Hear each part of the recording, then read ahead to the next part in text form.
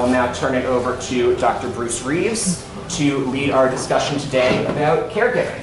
So please give a nice welcome to Dr. Bruce Reeves. Awesome. All right, thank you guys. So today our topic is on caregiving. Originally I was really scared about this topic. It isn't as academic or medical or sexy as some of our other topics, but it was good learning, and hopefully y'all can learn a little bit from it today. Our objectives today are to be able to describe the demographics and characteristics of caregivers, go over what exactly a caregiver is, how to screen for caregivers, and give you some resources. So as an intro, caregiving is the experience of providing physical, emotional, and instrumental care to another person. So right here is something that I kind of knew, but in the US, the term caregiver refers to a person providing any type of care informally and without financial compensation. So although me as a provider, as a physician, I provide a lot of care, I'm actually not considered a caregiver because I get paid for that care. People who provide care informally may not think of themselves as a caregiver. Older adults receiving care may not identify themselves as a care recipient, and they may be providing care to other people as well. So this talk is for all of us. So given that definition, how many people in here would define themselves as a caregiver or even have a caregiver? Maybe a couple, like a third, a fourth. Okay, nice. So good. Yeah, 100. Good. So. It's also about to be. Oh, it's also about to be. If are 90, it's going to happen. Oh, wow, you're now already. So that's great. Yeah, you're doing something right. So hopefully this will help all of us here. And even if you have some friends, we can make that a little better. So why is this important? So over 34 million people in the U.S. will provide unpaid care to an older adult this year. That's about 10% of our population here in the U.S. These caregiving roles are frequently filled by family members, but as we know, a lot of LGBT individuals have their born family and their families of choice or their chosen family, so you might not always be able to have that family member to take care of you.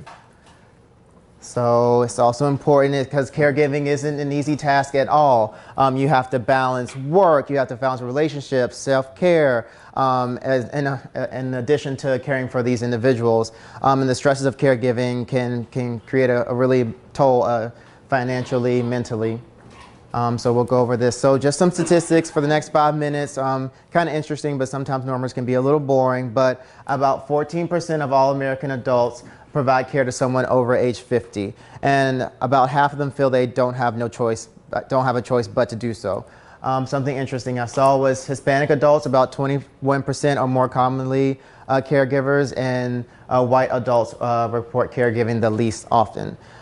Women comprise about 60% of caregivers and 65% of recipients, and 47% of recipients are over age 75 years old, and 39% are between 50 and 74. Does that surprise anyone at all? No? Why aren't you surprised? A lot of times people are just not so technologically well, depending on your age, not so caught up in your smartphone, your cell phone, your laptop, whatever. Sometimes you actually give a crap about another person, whether it's a family member or a friend or something else, you know. Yeah, technology, compassion, all that things kind of go into it. The younger people are just like, oh, whatever. Yeah, agreed. All right, so. Or they want to get paid to do it. Right. Yeah, or they want to get paid, correct? Okay, 50% of caregivers care for an unrelated individual, so we see the majority are related. About 25% of caregivers have been caring for more than 5 years, and 12% have been caring for more than 10 years. And of course, if you're talking about caring for someone over age 50, you can expect to care for them for over 10 years versus someone who might be a little or a lot a bit older. And this one study, 18% of caregivers reported being highly strained financially, and about 25% of all caregivers had difficulty obtaining affordable care services. So hopefully after today we can kind of give you some of those resources Employment status varies. So sometimes people have a side job, a full-time job. Sometimes their full-time job is as caregivers. Just depends on where we are in life. And employee caregivers don't always disclose their role to supervisors. They might have to take time off to take care of mom or grandma or best friend, but they might not get that FMLA, which is unfortunate. So you have to know your resources and your rights. Cost of caregiving. The cost of informal caregiving represented by wage have been reported to be about $500 billion annually, which is a lot of money. So there's significant concerns for individual caregivers and their families, high societal reliance on unpaid care. If we replace all of these informal caregivings with more formal ones, so like doctors, nurses, sitters, things like that, it would be about $863 billion to our healthcare. So clearly, it's almost beneficial not to help us out. But some policy changes desired by caregivers. So these are what some caregivers wanted. 49% of caregivers surveyed wanted their names to be a part of the care recipient's medical record, which always isn't easy to do. 41% wanted the healthcare providers mandated to notify them of major care health decisions, which legally sometimes is hard to do too, depending on who else is in the care person's life. 43% wanted mandated instruction on hospital discharge, and 33% wanted respite care as part of their health policy. So time off and things like that to relax and get better. So diversity, who provides care? Two-thirds of caregivers are women. Who invest more time? Twice as many women spend part-time to full-time hours caregiving. And how much time is lost? Women's lost wages due to early exit from the workforce exceed that of men. So about double almost. Does that surprise anyone that women provide more care than men in general? Because allegedly, there's more of us as far as women are concerned in the population, as a whole. And I hate to be sexist or whatever, but it seems like we're usually the first caregiver for a child or giving birth or whatever. So, quote unquote, it's in our instinct or it's in our instinct to do that. So that's not really surprising to me. I hate to sound so outdated, but it has a tendency to do that. And it's not always, every woman that's like, yeah, I'll be a mom, I'll take care of a person. Some of them like, I don't give a crap about you. I need to take care of myself, So it all depends on the person usually. The majority seems it still is like for the first caregivers. Yeah. And what she said was very true. Just women, sometimes she didn't want to sound outdated, but have that nurturing effect. They had the child at a young age, so it just seems almost more natural to continue to care for those people as they get older. Is that good in a nutshell? Yeah. Okay, good. Sorry about that. No, it's good. No, don't apologize. But why? Good. So available research provides scant detail describing discrete and interrelated characteristics such as financial status, immigration and expatriation, religion, spirituality, gender expression, and sexual orientation. Basically just says that there isn't a whole lot of research done on these micro groups of people, saying that maybe if you're rich versus poor, maybe you're an immigrant, these things definitely take into account like who is your caregiver and what you can get when you need caregiving. But there isn't a whole lot of research on that. So I don't know if have there been any experiences with caregiving with some of the people? Any thoughts maybe on being afraid of being someone's caregiving, such as parents are getting older, best friend is sick, anything like that? Well, I've had experience, even though my mom had, I think it was like a hysterectomy or something. And my grandmother, from what my mom had said, was like the problem child or the black sheep, but she didn't realize she's still my mom. Even if my mom is gonna beat me within an inch of my life, she gave birth to me. If it wasn't for that, I wouldn't exist. So when I was trying to help and then do like an IV changing, learning how to do that, it surprised me that I was okay with it and knew how to do it. But it was also at a point where, what if she gets to a point where she can't do anything whatsoever? Then I might be the only one who's burdened with that, even though I have an older brother and sister, and maybe one of them helped during that one time, or probably won't. Get to a point where she can't do anything. So with that, it's kind of surprising as well as not so surprising as far as my family. Yeah, she was just saying how she helped take care of her mother after a hysterectomy, and it kind of fell on her, even though she had an older brother and sister. Yeah, which is going to be scary and stressful. I was a caregiver for my mother for 7 months after my father died, and she couldn't be by herself. And an older woman from my neighborhood was checking in on me. And I told her I was caregiving for my mother, and she said, "Don't you have a sister?" Yeah. So he was caregiver for his mother, and then you had someone check on you too as you were caregiving, which is super important to have those resources. And as y'all were caregiving, or even if you think about caregiving, whether you've done it or not, what are some words that may come to mind or into your heart when you think about caregiving? Patience. Patience definitely takes patience. Overwhelming. Yeah, overwhelming. It can be very overwhelming. Yeah. Surprising also. Surprising, yeah. Yeah. And fear and just wondering exactly where, how and when and how you got into this role. If you're not the oldest, if you're not the female, if you're not this, that, and the other, like how you kind of fall into that role. But you know, somebody has to do it. So yeah, sometimes you just have to step up. So some words from this study. So strain and burden. Again, so yeah. Strain and burden dominate conception of caregiving experience and risk for caregivers. So although it's definitely can be a positive experience, a lot of it can be really, really stressful. And some words that they use are definitely challenging, unfair, scary, ugly, sad, terrible. And of course, it also depends on who you're caring for and what their situation is. So that can definitely affect it too. So why do so many people do it? Why if it's that stressful, this scary, why not just drop them off in front of a building in a basket and walk away? No, you can't. You can't. Maybe if you don't like your parents and you're like. But what if they're not parents? Like or 15% are unrelated. And what if you don't know this person? She's I think Jenny from the block. They have compassion for the elderly and want Compassion. them to see them do well, because I know a lot of the elderly are our parents, our friends' parents, so it's not like there's no connection to some of these people. I feel like everyone knows someone getting up there in age and who needs the care and needs the assistance. So they, and especially if they're close to that person, you know, they feel that need an obligation to want to help them carry out the rest of their lives as best they can. And then some people also know that there's this thing called karma. And guilt. They'll feel guilty if they don't. Yeah, karma, guilt, compassion, responsibility. Yeah. There are other countries that provide a huge continuum of care. Yeah. It's only our system that does this. It bankrupts us. I don't want to get, but it needs to change. Agreed. It has to be this way. Agreed. England, France, you've got nurses coming in, you've got all sorts of things available. It's difficult. It's difficult to get into too. Yeah.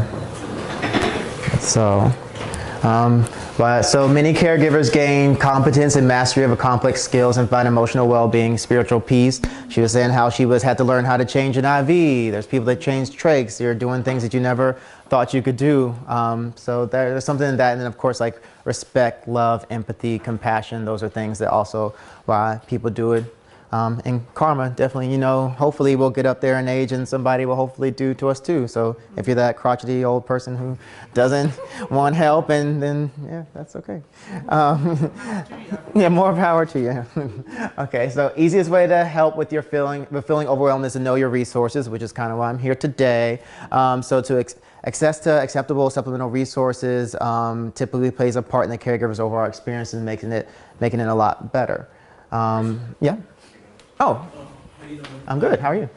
3 weeks ago, I happened to go to Willows Eye Hospital for a test, and I thought I wouldn't worry about nothing, but when the lady took certain other tests, they found out that I got some glaucoma in the back of my both eyes, and that's been bothering me. That's all I've been thinking about, because I don't want to go blind, you know, because I'm diabetic anyway, high blood pressure. I got the works, you know. And she tried to get me an appointment quick, but it wasn't no appointment a month ago. I have to wait till June the 13th to go in to get treatment, what they gonna do for the glaucoma. Yes, and that's been on my mind, bothering me or whatever, thinking about it. You know? Yeah. Well, but I have other stuff going on already. as we do. Well, One, thank you for sharing that. Two, thank you for speaking so loud and clearly. I don't even have to repeat that. That's very nice. And three, just like know your resources, like go to your PCP, your primary care physician. They will easily know other resources, whether it's to send you to somewhere else. Sometimes we can make a phone call if we have enough time to kind of get you in quicker if you really need it. And definitely that fear is warranted and it's real. So knowing your resources as far as like therapy, social work, and other people that can help you with those things, because it just sit and brew in those feelings over the next 4 weeks as you wait for your appointment can be really scary. But getting off of your chest and off your heart is definitely the first step. So yeah, thank you for that. Okay, next. So assessment of caregivers. Caregiving assessment is a process of gathering information. You can either do it formally through like a social worker or your primary care doctor, or you can do it informally online through some of the resources that I give you.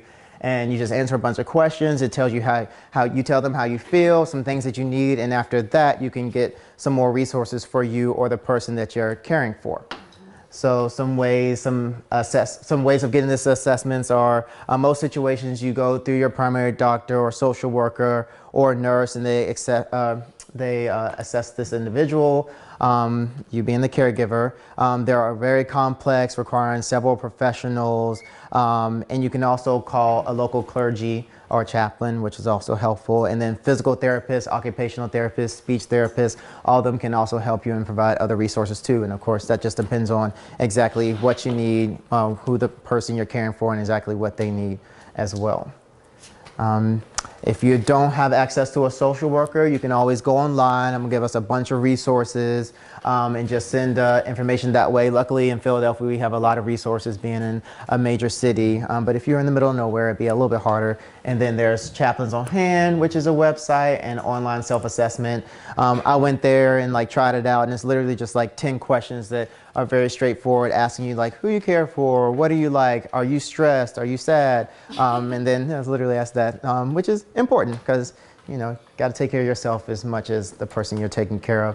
And then all these will be on the site after the talk. I won't go through every single one of them, but there are a lot of resources, sets of resources in the website, such as like the AARP, Home and Family Care and Caregiving Resources, Alzheimer's, nursing homes, Medline Plus, National Adult Daycare Services, the last one, National Alliance for Caregiving, PubMed. Some of them are more academic, some of them are more social, and of course some of them are very specific to the person that you're taking care of, because of course not everyone we take care of has Alzheimer's or cancer or this, that, and the other, so it's nice to go to the specific one. The one right here, which I feel like is most important for us, would be SAGE. It's a national resource center, that's LGBTagingcenter.org. They have a printout, a PDF. It's like 36 pages long, specific to LGBT aging and things that we need in our population. So I would definitely say note that right there, LGBTagingcenter.org, because there were a lot of resources there, and it's very organized, very bright, very pretty. A couple copies of that on the back table. Don't try to get there now. Oh, good. We have some Yeah, see, perfect. So, and it was really interesting to go to. So you got it. Now what? For all the caregivers out there, current, past, future, all the things, some things we can do, it's very important, to have a caregiving reference binder. So just a personal data section. So we definitely recommend to keep a binder if you're taking care of someone. And these just goes through some things that you should have in this binder, just in case something might happen to you or the person you're taking care of. So some things that you should have in this binder is the person's personal information, including their date of birth, residence, insurance company, contact details, copies of active legal directives, advance directives, and things like that, power of attorney, just in case they go into the hospital, they can know who can say something legally, who can't. You don't want somebody's estranged cousin trying to come in here and make medical decisions if they're not supposed to. Of course, one big thing was not to include social security numbers in this little binder, which I know is kind of hard to do, but just in case you do lose it, because it is just a piece of paper or just a thumb drive, you don't want somebody just to be able to take that identity and run off with it. Yeah, that would be. And hacking, and people know how to do that. Yeah, yep. So something else should have it is a calendar. Sometimes we have recurrent appointments and things like that when we're caring for these people. So your meetings, whether it's medical, it could be social, it could be anything, church, whatever it is, just have it in there. So just in case something does happen to you, you get hit by a car, you can hand it off. Well, I guess you wouldn't hand it off, your spirit would, I don't know. And somebody else could take over more easily. Of course, medication would be nice. Too, with the dose changes, cycle drugs, personal family days, holidays observed. And you can print out the monthly calendar and things. There are like free pages online if you want to do that. One thing you can also include is a narrative information and photos. Say you have a person who you're taking care of, a person who has advanced dementia, Alzheimer's, and they can't tell about themselves. So it might be nice if you say, oh, he used to do this, she used to do this, so that if you hand them off to a nursing home or provider, or even someone who's watching them for the day, they can kind of sit there and talk to them and be more personal. Of course, information I think is important for us in our community is information about the preference and needs of the people we're taking care of, specifically like pronouns and nicknames and things like that, because you don't want to have them come out of the closet again. If I want it to be called he or she or they or whatever, it's important so they feel comfortable and the people they're around also feel comfortable with. So put that in there, and they prefer to be called this versus that. So yeah, and you can have little pocket pages too. Available for small items you can like put in there to help them out. Of course, like we said before, list the medications and prescriptions. You can put little notations if there's a professional that actually takes care of that more so than other. The cardiologist might do this, the PCP might do that. And you can also put the pharmacy numbers, refills, and things like that. Depends on how in depth you want to go. And there's also universal forms and PDF formats of like med lists and things like that if you want to go to that site. And then also list all the contact details for physicians, nurse practitioners, and other providers and their roles. List the preferred pharmacies, just in case you lose all the medications, that somebody can call the pharmacy and see what medicines they're on. And then save patient education materials for easy reference, just in case someone who's taking care of the person you're taking care of doesn't know about Alzheimer or cancer or the different things that they need to do. And then, last but not least, social care contacts, so just all the home services, neighborhood business, grocery stores, transportation needs, things like that. And then lastly, it's easy to write all these things down, but sometimes that's hard to hand off. So if you had an electronic copy, that could be nice, because you can just email it to whoever needs help or whoever wants this. And yeah, you can print it off anytime. So this is also really important, and it might not be in your official binder, but just having a diary or journal, and just so that at the end of the day you can kind of just stop and reflect on these things, because as we talked about before, caregiving is really hard, it's difficult, it can be sad, it can be lonely. So just putting in the journal like your introduction, time and place for the beginning of the journal, so then you look back and be like, oh my gosh, I have been taking care of this person for 10 years, 20 years. 1 month, whatever.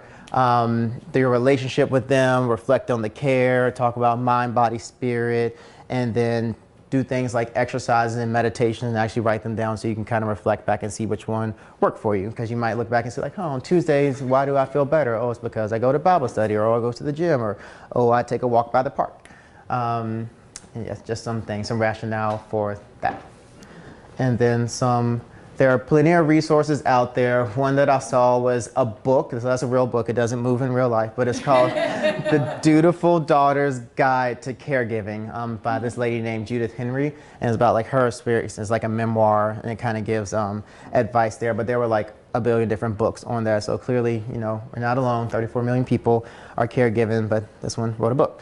And also some more resources in addition to the websites that we provided before: care.com, aging.pa.gov, which is specific to Philly and Pennsylvania, I should say, caregiving.org, and then the last one, which I had mentioned before, but the LGBTagingcenter.org. So all those, you know, it's plenty of resources out there. Basically go to them, and you can, whether you want more support for yourself, or maybe you don't want to be a caregiver more and you need something, some like a nurse to come in, or something you want to see if insurance covers, they help you with all that stuff. Support groups, they have that too. So in summary, common challenges for caregivers include time management, resource identification, access, record keeping, self-care, and role and identity shifts. Needs assessments is necessary. Interdisciplinary assessments and intervention are achievable in all settings, whether you're in a doctor settings, where you're by yourself. Just rely on core team members and use your community and national resources. So And that's it. So thank you for watching. And do y'all have any questions? And I definitely would say go to some of these sites, go to your doctor and see what resources you can get. Because even if you can't get an informal caregiver, such as a family member or something like that, you can always get someone formal and see if you go to like agent.pa.gov or PCA or something like that and see what resources you can get for your home and see if you can get a home nurse or something like that, which is possible. It's not guaranteed and it's not always free, but it's out there. I'm just going to repeat that because that's an important distinction. That a lot of what we're talking about today is the informal caregiving. So you're talking about caring for your parents, spouses, friends. There is a whole another system that's more the formal caregiving, which is having home health aides, having people come into your home, even for just a couple hours a day or a couple hours a week. And so that's if you are in a position of thinking that you don't have friends or family members to support you in your care, there are still a lot of resources that are out there and that people can qualify for. There is a process to go through it, but that you can qualify to have someone come to your home, wherever that is, whether that's a senior housing, whether that's an apartment, whether that's living with family. And so for that, if you reside in Philadelphia, call the Philadelphia Corporation for agent as a starting point. And just to also mention that sometimes when family members or friends are caring for someone, they can actually apply to be paid as a caregiver through PCA as well. So. That's a good point. And it's also something to talk about with your doctor at any of your health appointments. To talk about what some of the options are for care that they can refer you to that can help you to stay in your home. Philadelphia Center for Philadelphia Corporation. for Aging. PCA has been a big help. I have experience going way back. My father was disabled from Parkinson's and I moved back home to help him. I've been helped just assisting friends with disabilities for many years, and at the past 6 years, 7 years almost, an old friend of mine needed a place to live and moved in. I honestly had no idea of all of his health challenges. But most recently, he had to have his left leg amputated above the knee. And fortunately, he has a waiver. He's not yet 65. He will turn 65 in July, but he did get a waiver, so he's eligible because of his disability for both and his age, both Medicare and Medicaid. And if you have that, it's much easier to get help. A lot depends on your insurance coverage, and it's still not enough. Right. There's still he's been out of the rehab hospital for a couple months. He still has to go back in to get his prosthesis and just getting help. Now, the home health aides, that's been the relatively easy part, and PCA has been great with that. And so I don't have to worry about being there all the time, but he had, for various reasons, they didn't have the scripts set up. And transportation has been a nightmare. He hasn't been able to get out to see his doctor, and now he needs to see his doctor to get his care because they didn't help that's for the nurse and therapy at home. That's crazy. The accessibility of medical transportation, if you're on that waiver program, is so frustrating. I've been working in that industry for years, and I tell you what, I'm struggling to find a reliable transportation system because the buses take forever, and CBT takes forever, and then if you do another method, you get reimbursed. Well, some people don't have that cash on hand right away. Right. Agree. And something you might want to think of is a doctor who does home visits, so they won't always have to go into clinic. So not all. They're on. Yeah, it's. What are the ethical? Yeah, I don't know. If it's ethical. I think it's more financial because. Really? Yeah. I'm sure the transportation. Yeah, and it takes. Telehealth, yeah. Practices are doing telehealth visits, so even if you can't get in, you can do it over a screen, at least something. If they have a smartphone or computer, iPad. Like Medicare and Medicaid, or is it usually through private insurance? Yeah, Jefferson does. A lot of big institutions will do that, especially. That's really good to know. I had Medicaid and they did the telehealth thing. Really? But the problem was that I took insulin shots and they couldn't prescribe. Well, A little different. So I'm like, that's really? one. No, I didn't know that. Yeah, they do. Tell someone else. Anything else? I thought I saw a hand back there. Maybe not.